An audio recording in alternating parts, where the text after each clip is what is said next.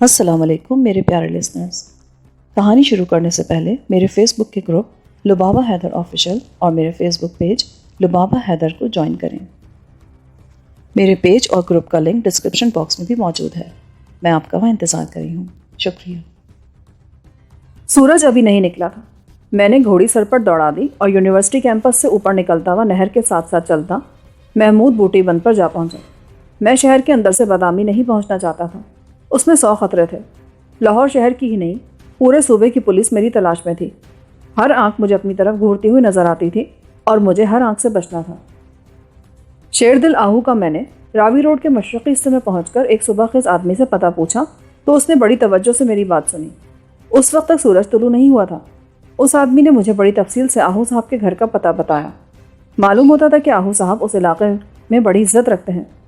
اس شخص کی باتوں سے تو یہی معلوم ہوتا تھا کہ اس سے زیادہ بڑے قد کا کوئی اور آدمی وہاں نہیں رہتا.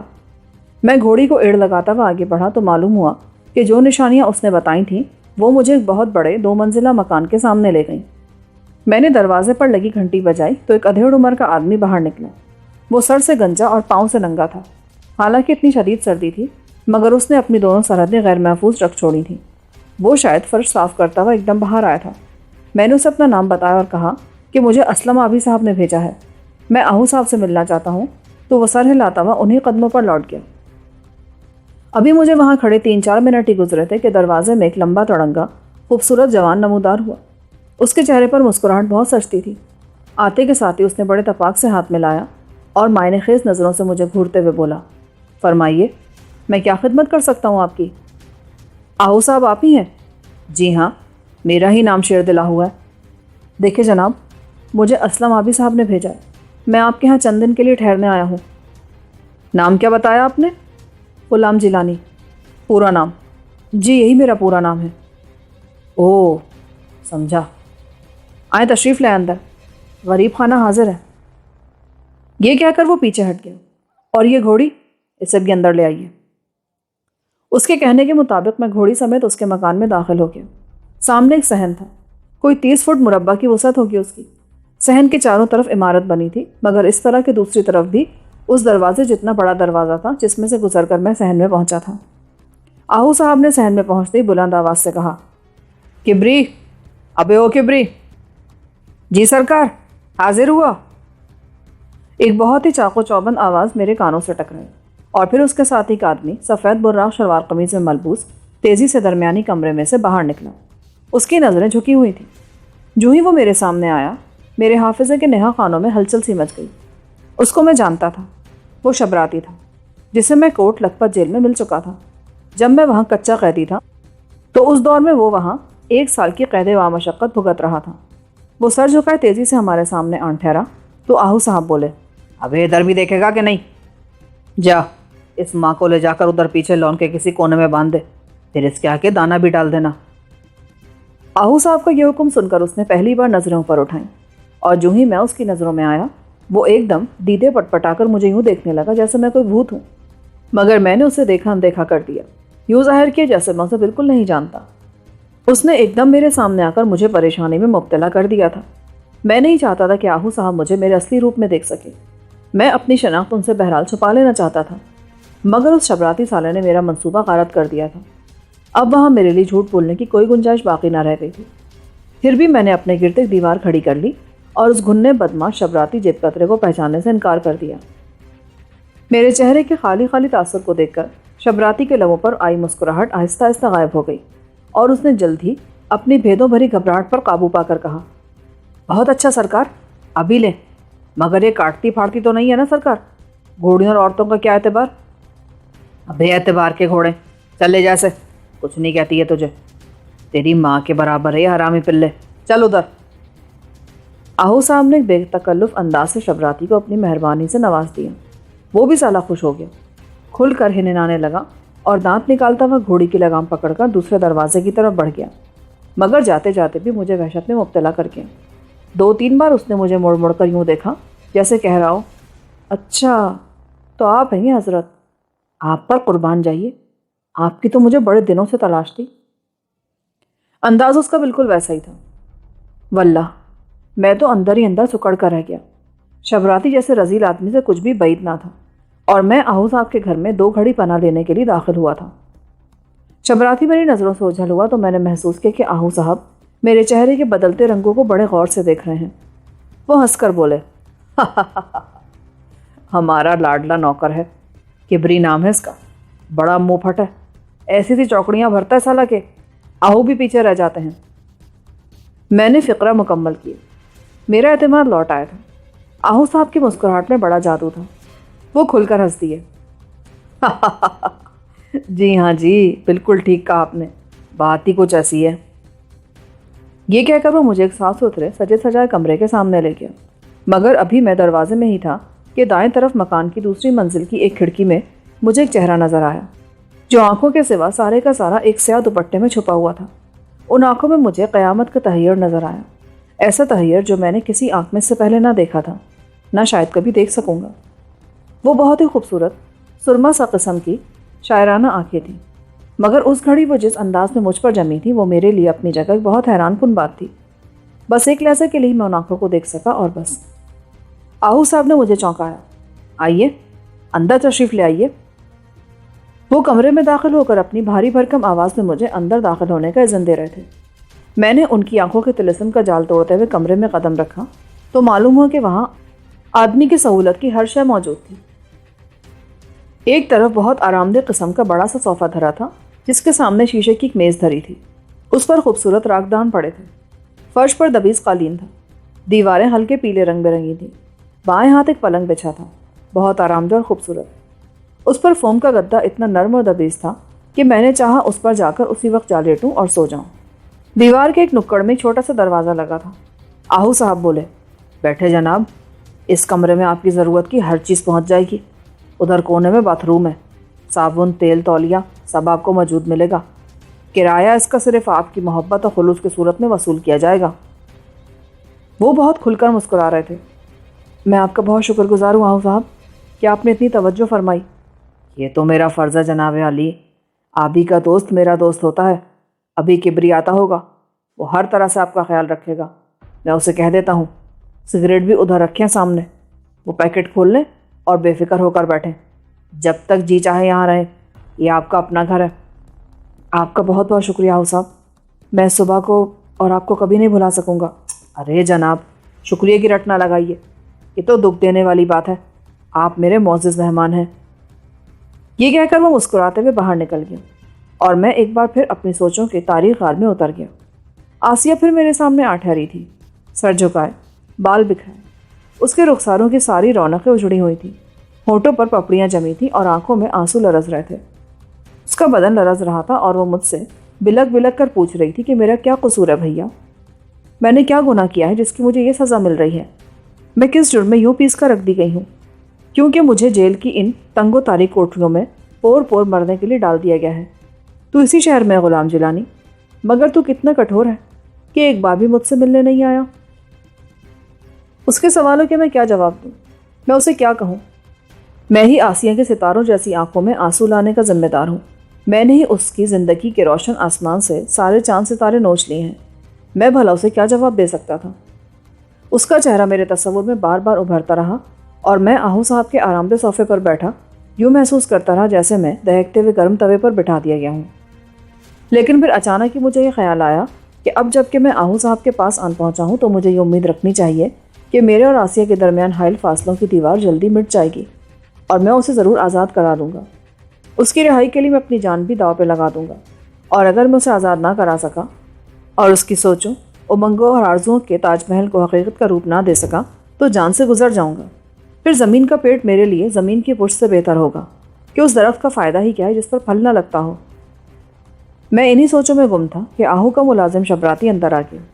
گھر میں اس کا نام کبری تھا اور میرا خیال تھا کہ وہ بھی یہی چاہتا تھا کہ اسے کبری کہہ کر پکارا جائے۔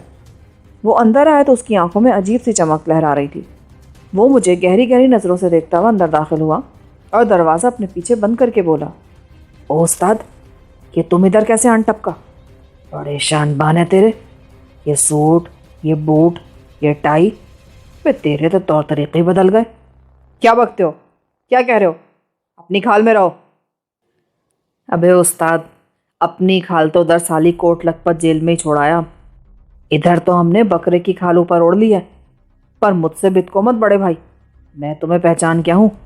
برادر محترم بڑے بھائی جناب غلام جیلانی صاحب، السلام علیکم کے بعد عرض ہے کہ میں اصل میں شبراتی ہوں، شبراتی پاکٹ مار، سمجھے کہ نہیں؟ یہ کہتا ہوا وہ ایک دم آلتی پالتی مار کر میرے ہی پاس صوفے پر بیٹھ گیا۔ بے گھن چکر، آواز دبا کے بات کر لپاڑیے کہیں کا، وہ تیری ماں کا یا سن لے گا نا تو بڑی بےزتی ہوگی اپنی۔ وہ وہ تو اوپر جا چکا ہے، اپنی بیگم کے پاس بیٹھا ہوگا، تمہارا چارج وہ مجھے دے گیا ہے۔ ہرن صاحب، ہرن ہی کہتے ہیں نا آہو کو اردو میں؟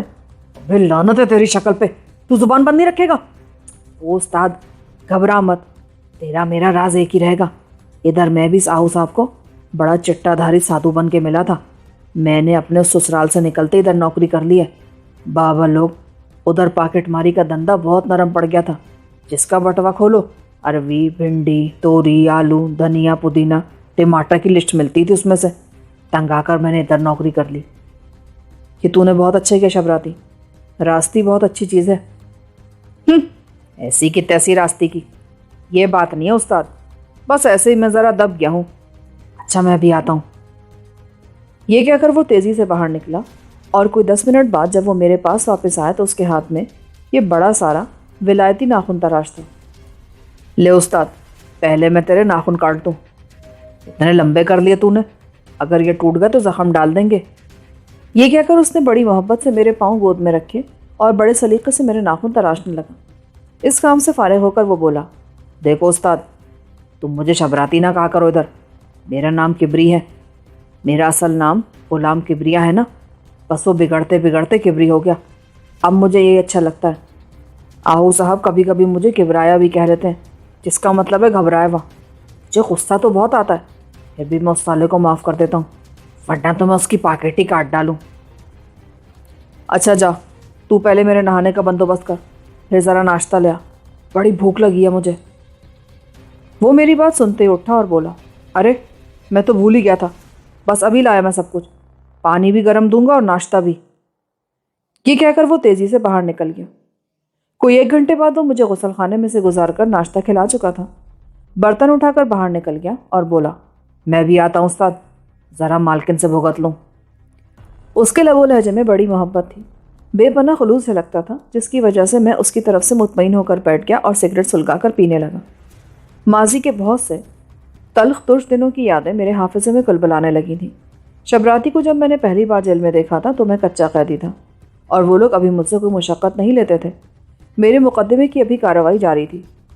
اس روز میں اپنی بیرک میں دوسرے قیدیوں کے ساتھ دیوار سے ٹکا بیٹھا تھا کہ اچانک بیرک کے دوسرے حصے سے شور سا اٹھنے لگا۔ میں نے ادھر نظر ڈالی تو دیکھا کہ سیال گجر اور اس کے 3 ساتھی اس شبراتی کو بے طرح کوٹ رہے تھے۔ تمام قیدی یہ شور سن کر ادھر کو لپکے۔ معلوم ہو کہ سیال گجر کے گھر سے آئی ہوئی 5,000 روپے کی رقم اس کی جیب سے نکل گئی ہے۔ وہ اس بیرک کا سب سے امیر آدمی تھا اور ایک قتل کے سلسلے میں 14 سال کے لیے اندر گیا ہوا تھا۔ کوٹ لکھپت جیل کا سارا مکروہ منظر میری نظروں کے سامنے تھا، اور میرے حافظے کے سارے خانے چوپٹ کھل گئے تھے۔ شبراتی نے ان دنوں یہ لمبی سی داڑھی پال رکھی تھی، اور سر پر بال بھی اس نے خاصے بڑھا لیے تھے۔ گجر نے اسے باروں سے پکڑ کر کچھ اس طرح دھن رہا تھا کہ اس کی چیخیں نکل رہی تھیں۔ وہ کسی زمیندار کا بیٹا تھا اور وہاں بھی بڑے ٹھاٹ تھے اس کے۔ گاؤں سے اس کے لیے ڈھیر سارے روپے اور سگریٹ، چائے، چینی، برتن، صابن، تولیے، سینکڑوں قسم کی الگ الگ چیزیں اندر پہنچتی رہتی تھیں۔ یہ بات وہاں مشہور تھی کہ رفیع سیال کے پاس ہر وقت 5,000 روپے موجود رہتے ہیں، اور جو چیز وہاں بڑے بڑے پاٹے خانوں کو نہیں ملتی تھی وہ اس کے پاس موجود ہوتی تھی۔ اس نے جیل میں اپنا ایک الگ گروہ بنا رکھا تھا جس میں بڑے بڑے نامی گرامی بدماش شامل تھے۔ وہ اس کی خدمت بھی کرتے تھے اور لوگوں پر اس کا رعب قائم رکھنے میں اس کی مدد بھی کرتے تھے۔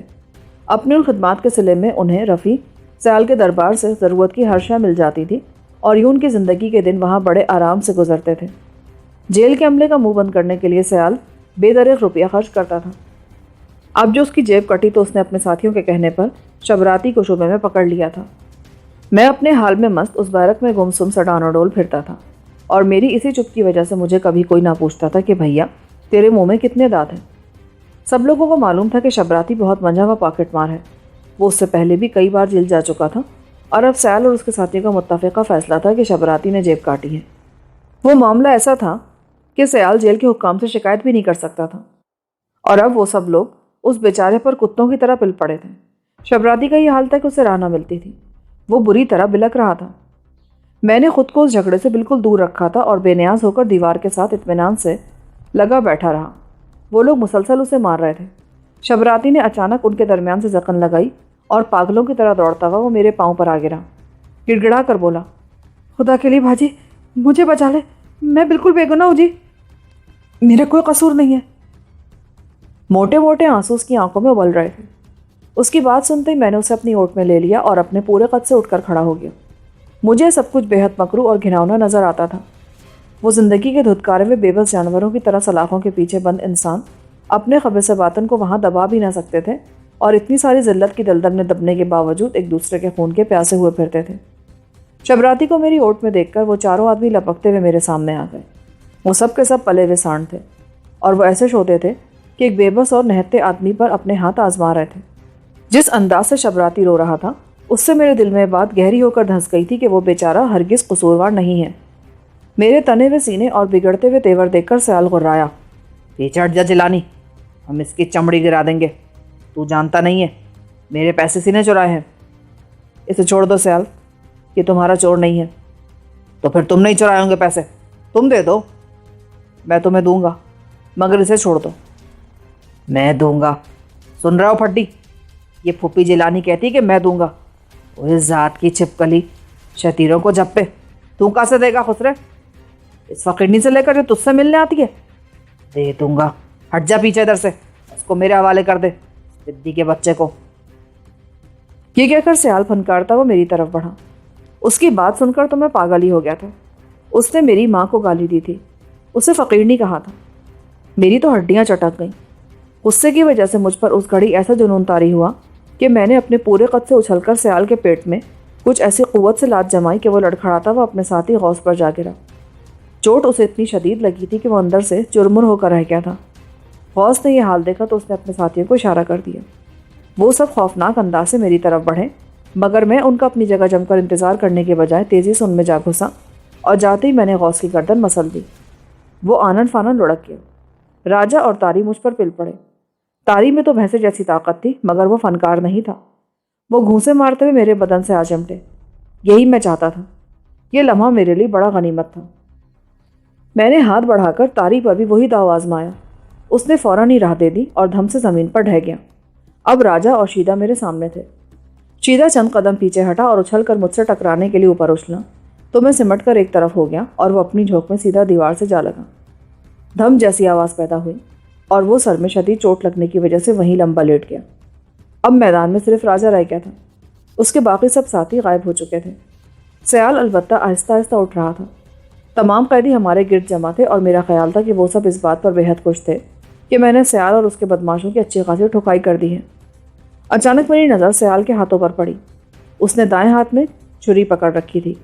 वो यकीनन उसे उसी वक्त किसी ने थमाई थी, उसके किसी हमदर्द ने। उसके हाथ में छुरी देखकर मेरा दिमाग उलट गया और मैंने पागलों की तरह अंधाधुंध आगे बढ़कर उसकी कलाई पकड़ ली।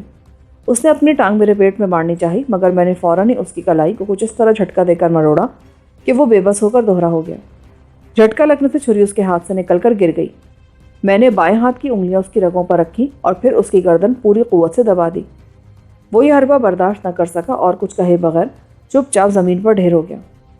उसकी हालत देखते ही राजा खौफजदा होकर भाग निकला और सीधा जेल के सिपाहियों के पास जा पहुंचा। उसका ख्याल था कि शायद मैंने उसके सारे साथियों को कत्ल कर दिया है। जब वो लोग बैरक में दाखिल हुए तो वो यही कह रहा था एक सिपाही से। उसकी रंगत हल्दी हो रही थी। इसने भाजी बेड़ा गर्क कर दिया, इन सबको कत्ल कर दिया इसने। ये देखें जी, सबके साहबंद हो गए।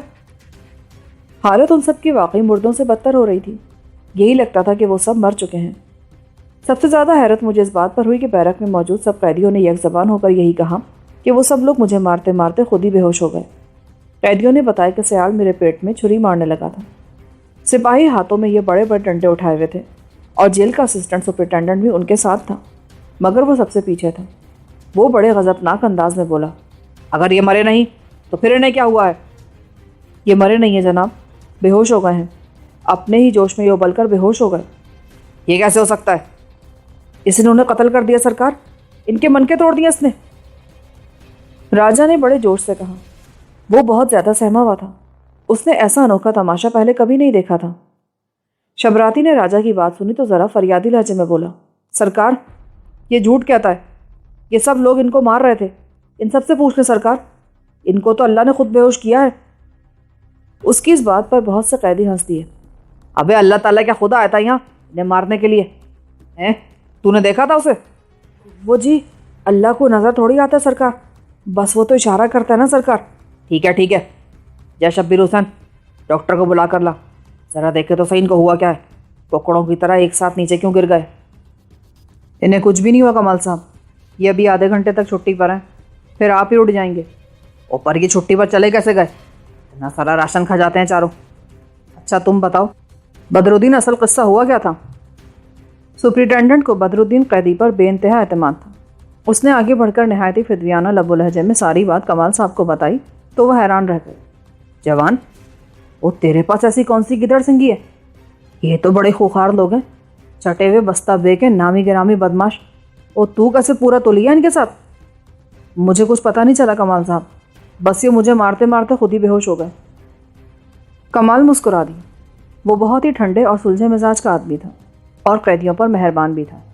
ٹھیک ہے، تم تو ادھر سے انتقال فرماؤ اور دوسری بیرک میں چلے جاؤ، ورنہ پھر دنگا ہوگا، ان سے میں خود نمٹ لوں گا۔ پھر وہ شبراتی سے مخاطب ہو کر بولا، اور تو بھی سن لے شبراتی، اگر یہ ثابت ہو گیا کہ یہ سب تیری کارستانی ہے نا بچے، تو یاد رکھ تو جو ادھر ٹکٹکی پر لٹکوا دوں گا سالے، اتنا ماروں گا کہ ساری عمر تیرے کولے لال رہیں گے۔ یہ جھوٹ بولتے ہیں سرکار، سیال صاحب کے ساتھیوں نے خود ہی جھڑلو پھیرا ہے، خود پیسے اڑنچو کر کے یہ مجھے پھنسا رہے ہیں، مجھے تو مار مار کے سور بنا دیا انہوں نے۔ تیرا بھی پورا حساب ان سے لوں گا، بے فکر رہ، کوئی لٹ نہیں مچی یہاں پہ۔ اتنے میں ڈاکٹر بیرک میں آن پہنچا۔ اس نے ان سب کو ٹھونک بجا کر دیکھا اور قدرے حیران ہو کر بولا، یہ سب تو ٹھیک ٹھاک ہے، بس ذرا بے ہوش ہو گئے ہیں، شاید کسی صدمے کی وجہ سے، پر فکر کی کوئی بات نہیں، مشینیں ان سب کی برابر چل رہی ہیں، ذرا پانی ڈال شبیر حسین ان کے منہ پر۔ جب شبیر حسین نے ان کے منہ اور سروں پر پانی ڈالا تو یہ دیکھ کر مطمئن ہو گیا کہ وہ سب کے سب جلدی ہوش میں آ گئے اور ان کا احساس و شعور انہیں وہیں واپس مل گیا، ورنہ میں تو سمجھتا تھا کہ جو نسخہ میں نے ان پر آزمایا تھا وہ انہیں کم از کم 2 گھنٹے تک اس دنیا کے ہنگاموں سے دور رکھ سکتا تھا۔ ابھی وہ سنبھل ہی رہے تھے کہ میں وہاں سے کھسک کر اپنے ایک B کلاس کے قیدی کے پاس جا بیٹھا۔ میں اس سارے قصے کو بھول جانا چاہتا تھا۔ اس دن کے بعد شبراتی تو میرا ایسا مرید بنا کہ وہ ہر وقت ہر جگہ میرا ہی کلمہ پڑھتا رہتا تھا۔ اس واقعے کے بعد میں جتنی دیر تک جیل میں رہا کسی نے بھی مجھ سے اونچی آواز میں بات کرنے کی کوشش نہیں کی، اور پھانسی کی کوٹری میں بند ہو جانے تک سب لوگ میری بے حد عزت کرتے رہے۔ یہاں تک کہ سیال کے ساتھیوں کا تو یہ حال ہوا کہ وہ جہاں بھی مجھ سے ملتے تھے جھک کر سلام کرتے تھے، اور جب بھی مجھے کسی چیز کی ضرورت پڑتی تو وہ مجھے فوراً مہیا کر دیتے، اور سیال کا تو یہ حال تھا کہ میرے آگے بچھا جاتا تھا۔ اس نے ہیلے بہانے کئی بار کوشش کی کہ میں اس سے وہ خاص گر بتا دوں جس سے میں نے ان سب کو بے ہوش کر دیا تھا۔ بہت کوشش کی اس نے، مگر میں کوئی کچی گولیاں نہیں کھیلا تھا۔ میں نے ہمیشہ اسے کہہ کر ٹال دیا کہ اپنے اس تجربے کی روشنی میں اسے خود مشق کرنی چاہیے۔ میرے اس مشورے پر عمل کرتے ہوئے اسے کئی بار میں نے اپنے ساتھیوں کی گردنیں دباتے دیکھا، مگر وہ اس خاص رت کو دریافت نہ کر سکا جس پر میں تکیہ کرتا ہوں۔ میں بھلا اپنا اتنا قیمتی راز اسے کیوں بتاتا؟ وہ حربہ تو میری ساری زندگی کی کمائی کا حاصل تھا، وہ میرا سب سے بڑا اثاثہ تھا، میں بھلا اس میں کسی اور کو شریک کیوں کر لیتا؟ اب جو شبراتی مجھے آہو صاحب کے گھر میں ملا تھا تو اس نے مجھے میری چوکڑی بھلا دی تھی، داڑھی مجھ صاف کرا دی تھی، لباس وہ اتنا اجلا اور بے داغ پہنے ہوا تھا کہ اسے دیکھ کر مجھے حیرت ہوئی تھی۔ البتہ کندھے پر اس نے تولیے کا جھاڑن جو ڈال رکھا تھا اس پر مجھے بہت ہنسی آتی تھی، یوں لگتا تھا کہ وہ کوئی بہت پرانا خاندانی قسم کا گھریلو نوکر ہے۔ وہ بڑے فن جانتا تھا، مگر جو بات سب سے زیادہ مجھے اس کی پسند تھی وہ تھی اس کی مٹھی چاپی۔ اس کام میں وہ ایسا ماہر تھا کہ منٹوں میں نس نس سے پسینہ نکال کر آدمی کو یوں ہلکا پھلکا کر دیتا کہ نیند آنے لگتی تھی۔ ابھی میں انہیں سوچوں میں گم تھا کہ کبری واپس آ گیا اور میرے پاس بیٹھ کر بولا، استاد ادھر تو اپنا پٹرا ہو گیا ہے، 100 روپیہ اور روٹی کپڑا، بس یہی اوقات رہ گئی اپنی۔ پھر کیا ارادے ہیں تیرے؟ یہ بتا استاد کہ تو جیل سے فرار ہو کر سیدھا ادھر ہی آیا ہے کہ راستے میں بھی کوئی حادثات مارا ہے کہیں؟ ابے میں کوئی چور ڈاکو تو نہیں ہوں کنگوئے، کیسے باتیں چبا چبا کے کرتا ہے تو؟ اس نے گہری نظروں سے مجھے دیکھا تو میں ایک بار پھر دل میں ڈرا کہ کہیں یہ سالہ مجھے بیچ ہی نہ ڈالے۔ اس نے مجھے پہچان تو لیا تھا اور میرے سر کی قیمت 50,000 مقرر کی گئی تھی۔ میں سب جانتا ہوں استاد، تو بڑا پہنچا ہوا بزرگ ہے، وہ ڈاکٹر کے ہاں ڈاکہ کس نے ڈالا تھا؟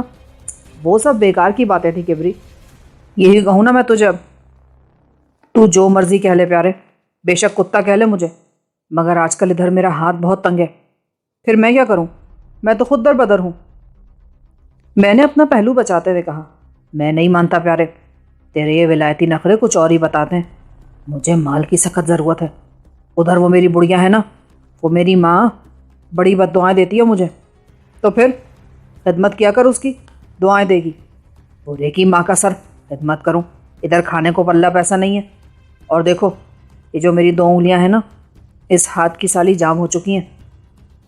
اس نے مجھے اپنی انگلیاں دکھاتے ہوئے کہا. وہ واقعی سن ہو چکی تھی اور وہ انہیں اپنی مرضی کے مطابق حرکت نہیں دے سکتا تھا. کسی کی بد دعا لے ڈوبی ہوگی تجھے، کسی ضرورت مند کی پاکٹ ماری ہوگی تو نے. بات تو کچھ ایسی نظر آتی استاد، مگر پتہ نہیں وہ کون آدمی تھا. ایسی دعا مانگی سالے نے کہ میرا تو بس پٹرا ہو گیا، ورنہ نیکی شکی تو سب بکواس ہے. میں اس کی باتیں سن رہا تھا تو عین اسی وقت مجھے محسوس ہوا کہ دوسرے کمرے میں سے کوئی مجھے دیکھ رہا ہے. وہ وہی تھی، بالکل وہی تھی. اس کا چہرہ سیاہ دوپٹے میں چھپا ہوا تھا اور وہ تحیر میں ڈوبی ہوئی 2 آنکھیں مجھ پر جمی تھیں. جو ہی میری نگاہ ادھر اٹھی، وہ چہرہ ایک دم شیشے پر سے ہٹ گیا. میرے دل کی دھڑکنیں بے ترتیب ہونے لگیں. یہ احساس مجھے ڈسنے لگا کہ کوئی چھپ چھپ کر مجھے دیکھتا ہے، مجھے پہچاننے کی کوشش میں ہے، اور عین ممکن ہے کہ وہ مجھے پولیس کے حوالے کروا دے. یہ بڑا خوفناک احساس تھا. میں نے دوبارہ ادھر دیکھا، مگر اب وہاں کچھ نہیں تھا. کبری کو میں نے قطعاً یہ احساس نہیں ہونے دیا کہ میں نے روشن دان میں کیا دیکھا ہے. وجہ اس کی یہ تھی کہ اس پر میرا اعتبار قائم نہیں رہا تھا.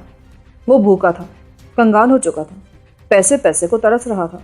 وہ اپنی جگہ یہ سوچ رہا تھا کہ جس طرح بھی ہو سکے وہ مجھ سے کچھ مال ایٹھ لے، اور کسی طرح یہ نہ ہو سکے تو وہ مجھے پولیس کے حوالے کر کے میری آہو صاحب کے گھر میں نشاندہی کر کے ہی 50,000 روپیہ بٹور دے.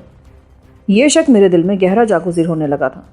اس کی باتیں سن کر، اس کے چہرے پر پھیلی سنجیدگی کی پھٹکار دیکھ کر میرا یہ شک یقین میں بدلنے لگا کہ وہ مجھے ضرور کسی نہ کسی چکر میں پھنسا دے گا. اس لیے میں نے اس کے چہرے کا، جس کی صرف 2 حیران کن آنکھیں ہی آنکھیں تھیں، اس سے کوئی ذکر نہیں کیا. ہاں تو اس بیماری کا کیا علاج ہے تیرے پاس؟ کچھ بھی نہیں یار، میں تو خود سخت پریشان ہوں. وہ من آیا.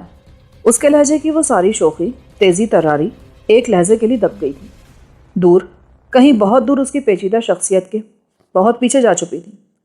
میرا خیال ہے مجھے دیکھ کر وہ اس لیے خوش ہو گیا تھا کہ میں جیل سے بھاگا ہوا ایک روپوش مجرم ہوں، اور مجھے ڈرا دھمکا کر وہ مجھ سے جتنا چاہے مال اگلوا لے گا. مگر لگتا تھا کہ میری باتیں سن کر اس کی امیدوں پر اوس پڑ گئی تھی، جس کی وجہ سے اس کا لہجہ بجھنے لگا تھا. اچھا چھوڑ یار ان باتوں کو. کبری پہلوان، یہ تو بتا تیرے یہ مالک کیسے ہیں؟ یہ آہو صاحب. مال پانی کی بات تو ہوتی رہے گی. آہو صاحب؟ ارے وہ تو بڑے اچھے آدمی پہلوان. میں نے سنا ان کی زمینیں شمینیں بھی ہیں، مگر اصل بات تو ان کا اثر و رسوخ ہے اور روب دبدبا. کیا مطلب؟ کوئی سرکاری عہدہ ان کے پاس؟ نہیں بھائی، وہ سرکاری عہدہ کیا چیز ہے ان کے آگے. ویسے ہی سرکار دربار میں بڑی پہنچ ہے ان کی. کئی لیڈر ایسے ہیں جو ڈھیروں روپیہ ان کو پہنچاتے رہتے ہیں. وہ کیوں؟ وہ اس لیے کہ آہو صاحب ان کے کام بھی تو بہت آتے ہیں. پچھلے الیکشن میں آہو صاحب نے ان کو اسمبلی کا ممبر بنوا دیا تھا. اچھا، مگر وہ سب کچھ کس طرح کر لیتے ہیں؟ مجھے سکھیرا صاحب ہے نا، ان کے لیے تو یہ بہت کام کرتے ہیں. اب تو آہو صاحب کا شمار شہر کے رئیسوں میں ہوتا ہے. پرمٹ شرمٹ یہ وہ بڑی نوکیں ہیں ان کی. اچھا، کمال ہے یار. پھر تو تیرے بھی بڑے عیش ہوں گے. وہ نہیں استاد، میں تو سالہ بالکل ہی رکڑا گیا ہوں ادھر. وہ گرجے میں چوہا ہوتا ہے نا، بس اپنی حالت تو اس سے بھی گئی گزری ہے. ابھی وہ بات کر ہی رہا تھا کہ آہو صاحب ٹھک ٹھک کرتے اندر آ گئے. وہ تھانے سے ہو کر آئے تھے. آتے ہی بولے، یار جیلانی صاحب، معافی چاہتا ہوں، بس یہ لوگ مجھے بیٹھنے نہیں دیتے. رات یہاں محلے میں جھگڑا ہو گیا تھا، اس کے سلسلے میں مجھے معاملہ رفع دفع کرانے کے لیے تھانے جانا پڑا. یہ کہہ کر وہ میرے پاس ہی صوفے پر بیٹھ گئے. کبری مؤدب کھڑا ہو چکا تھا. ابے مرغی کے انڈے، انہیں کچھ کھلایا پلایا بھی ہے کہ نہیں؟ ناشتہ کرا دیا سرکار، اور ان کے ناخن بھی کاٹ دیے. ابے گدھے، یہ ناخنوں کا کیسے کرے ہیں؟ تیری اپنی عقل کے ناخن تو نہیں بڑھ گئے؟ آہو صاحب نے حیران ہو کر پہلے میرے پاؤں کی طرف اور پھر کبری کی طرف منہ کر کے کہا. میں خجل سا ہو کر رہ گیا. کبری مجھے ذلیل کر رہا تھا. وہ جی، وہ دراصل ان کے پاؤں کے ناخن بہت بڑے ہوئے تھے نا جی، پتہ نہیں شاید سال بھر سے کٹے نہیں تھے. وہ اول درجے کا یار آدمی تھا. مالک کو یہ بات سمجھا رہا تھا کہ میں مشکوک آدمی ہوں. مجھ پر زیادہ اعتبار نہ کرے، کیونکہ جس آدمی کے ناخن پور پور بڑھ جائیں وہ کسی بھی حالت میں قابل اعتماد نہیں ہوتا۔ میرے جی میں آئی کہ اس بدماش کا اٹھ کر وہیں ٹیٹوا دبا دوں، مگر میں ضبط کر گیا۔